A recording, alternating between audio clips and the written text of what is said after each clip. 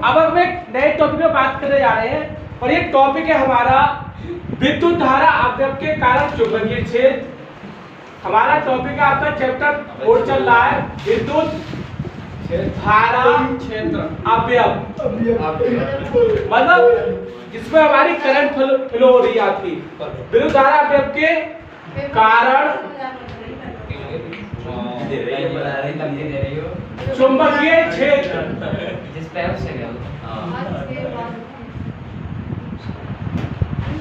इसी में हमारा टॉपिक आएगा वायो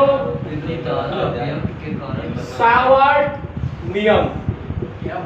तो देखिए जैसे आप इधर ध्यान से समझे, एक आपका वायर है, इसमें हमारी आई करंट फ्लो हो रही है धारा, बड़े ध्यान से वायो सावर्ट विद्युत धारा अवयव, मतलब एक हमारे पास तार है जिसमें हमारी विद्युत धारा प्रवाहित हो रही है, उसके कारण चुंबकीय क्षेत्र, मतलब तार भी आपका चुंबकीय क्षेत्र जनरेट कर सकता है अगर उसमें से आपका करंट फ्लो हो रही है। और अगर आपको चुंबकीय उसमें करंट फ्लो हो रही है और चुंबकीय क्षेत्र के अंदर लेके जाओगे तो उसमें बल लगेगा।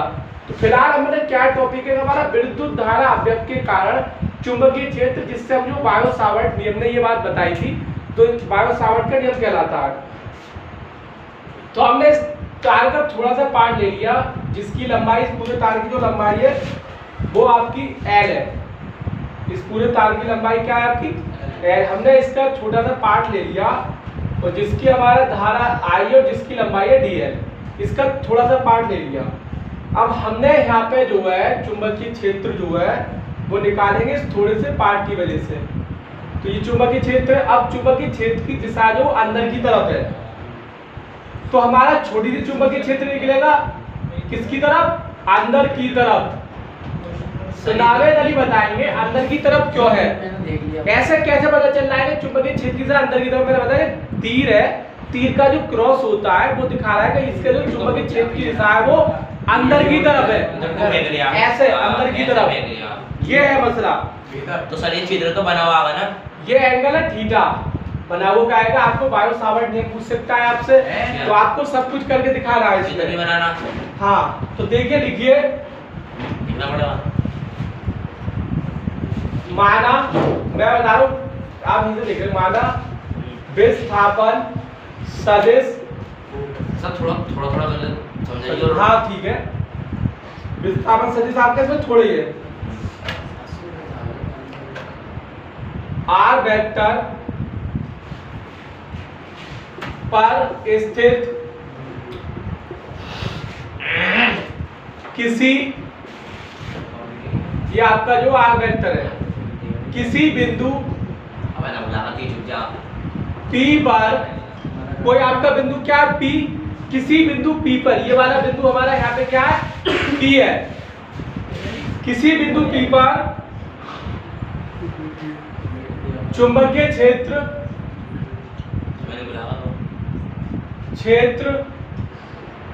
dB वेक्टर ज्ञात करना है। तुम बताइए चुंबकीय क्षेत्र की दिशा कहाँ है, अंदर की तरफ है बाहर की तरफ है, अंदर की तरफ है। यह ध्यान रखना, इस तरीके से आपका तार है और अगर आप चुंबकीय क्षेत्र निकालोगे तो इधर अंदर की तरफ होगी, और मैं इस साइड की बात करूं तो ये होगी बाहर की तरफ। बाहर के लिए ऐसे बुंदकी से लगाते हैं बीच में, और अंदर के लिए क्रॉस की तरफ। तार के इधर देख रहे हो तो बाहर की तरफ, इधर देख रहे हो तो अंदर की तरफ। जब करंट ऊपर की तरफ बह रही हो तब तो दिशा का बहुत बड़ा मुद्दा होता है, ठीक है। तो अब देखिए वायो सावर्ट नियम के अनुसार, वायो सावर्ट नियम के अनुसार, वायो सावर्ट ने क्या बताया था आपका, चुंबकीय क्षेत्र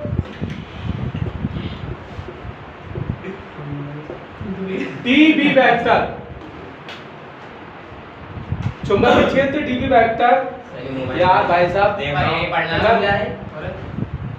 तो पहले हाइकू देख लो यार।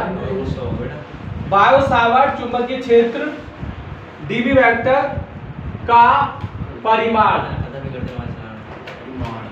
परिमाण समझ लिया, विद्युत धारा I के समानुपाती। मतलब विद्युत धारा I के समानुपाती होगा। कहने मतलब है धारा जितनी ज्यादा होगी तार में उतनी ज्यादा आपका जो है चुंबकीय क्षेत्र जनरेट होगा। कौवा लंबाई, ये जो लंबाई है ये जो है I dl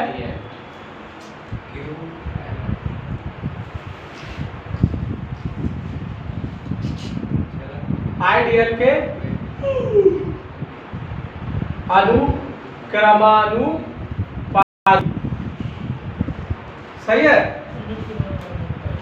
तथा दूरी r के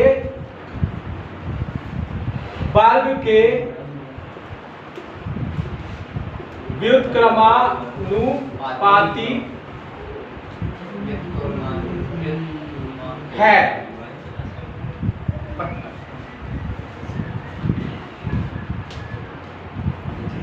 इस क्षेत्र की दिशा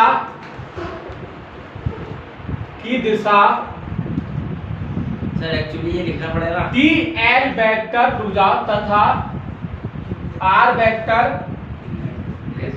के लंबवत है। आज आपको बताता हूं मैं, लंबवत है।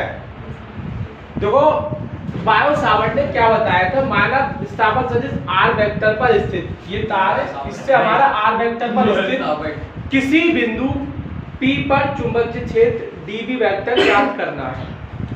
बायो सावर्ट के नियम के अनुसार चुंबकीय क्षेत्र dB वेक्टर का परिमाण, जो इसका जो परिमाण होता है, मतलब वेक्टर लगाएंगे, खाली परिमाण की बात करेंगे, वैल्यू की बात करेंगे, दिशा को छोड़ देंगे। जब परिमाण की बात करता है तो दिशा नहीं आती है। विद्युत धारा I के समानुपाती, मतलब धारा का मान जितना बढ़ेगा, और लंबाई I dl के अनुक्रमानुपाती तथा दूरी r के वर्ग के व्युत्क्रमानुपाती है। तो क्या लिख लिया आपने, इस क्षेत्र की दिशा dl वेक्टर तथा r वेक्टर के लंबवत है। लंबवत का मतलब है इन दोनों के r वेक्टर और ये जो dl वेक्टर इन दोनों के लंबवत यानी अंदर की तरफ है। तो देखो बायो सावर्ट का नियम क्या होता है, dB वेक्टर जो है चुंबकीय क्षेत्र निकालोगे वो अनुक्रमानुपाती होता है आपका I dl vector cross r vector और बटे में r की 3, हाँ r की क्यूब। तो ये हमारा जो चुंबकीय क्षेत्र है इस तार की वजह से इस P पॉइंट पर चुंबकीय क्षेत्र है वो dB वेक्टर आपका अनुक्रमानुपाती है I dl vector cross r vector और r की क्यूब। अब आप क्या करोगे, देखो ये वाला चिन्ह हटाएंगे तो हमारा dB वेक्टर बराबर ये वाला चिन्ह हटा दिया तो आएगा μ0/4 पाई। जैसे कि आपने पढ़ा था पहले 1/4 पाई एप्सिलॉन नॉट पढ़ा था आपने। उसी तरीके से चुंबकीय क्षेत्र में जब चुंबकीय क्षेत्र की बात चली वो तो हमारा विद्युत क्षेत्र वाला पॉइंट था। अब चुंबकीय क्षेत्र की बात चलेगी तो आपको जो है इसकी जगह μ0/4 पाई आएगा। क्या μ0/4 पाई। और पहले क्या चल रहा था μ0/4 पाई। और हमने लिख दिया I dl और देखो हमने लिख दिया r sin थीटा। जब ये क्रॉस का चिन्ह होता है तो dl r sin theta upon r की 3। इतना नोट करो, आगे बताता हूँ। तो देखिए स्टूडेंट अब हमारा क्या करेगा इसमें, इधर देख, अरे r से हमारी इसकी घात कट जाएगी और 2 बचेंगे। तो हमारा dB बराबर आ जाएगा आपका μ0/4 पाई I dl sin theta upon r square. सबसे मेन फॉर्मूला आपका ये है, dB बराबर है μ0/4 पाई I dl sin theta upon r square. तो देखिए ये किसी तार की वजह से ये आपका धारा अवयव है उसके कारण चुंबकीय क्षेत्र ज्ञात करने के लिए देखो μ0/4 पाई का मान होता है 10⁻⁷ और इसका मात्रक होता है आपका टेस्ला, अरे टेस्ला मीटर/एम्पियर। चुंबकीय क्षेत्र का मात्रक होता है टेस्ला, ये लंबाई का मात्रक मीटर है और ए। मैं दोबारा लिख दे रहा हूं, देखिए यहाँ पर लिख लेते हैं चुंबकीय क्षेत्र का मात्र क्या होता है? टेस्ला। टेस्ला मोटर अमेरिका में कंपनी है, उसके जो क्या नाम है? तो इस तरीके से आपका टेस्ला कार वगैरह भी है, तो उसका जो टेस्ला के नाम पे चलता है, चुंबकीय क्षेत्र का मात्र टेस्ला होता है, टी लेते हैं। अब देखो म्यूजिरो का है, क्या करें? आपको वैल्यू याद करनी पड़ेगी। जैसे हमारा 1/4πε की वैल्यू क्या थी, वो आपको याद नहीं बता रहा कितनी है? 9 गुणा 10 की घात 9। उस तरीके से नहीं, 1/4πε की पूछी थी मैंने, चलो अच्छी बताया। उस तरीके से तुम्हें म्यू/4π की वैल्यू याद करनी पड़ेगी। इसकी होती 10⁻⁷ मात्रा का टेस्ला मीटर/एम्पियर। अब देखो ये म्यू क्या है, मैं दोबारा लिखवा रहा हूँ। देखिए म्यू निर्वात, निर्वात का मतलब है जहाँ पे हवा भी ना हो।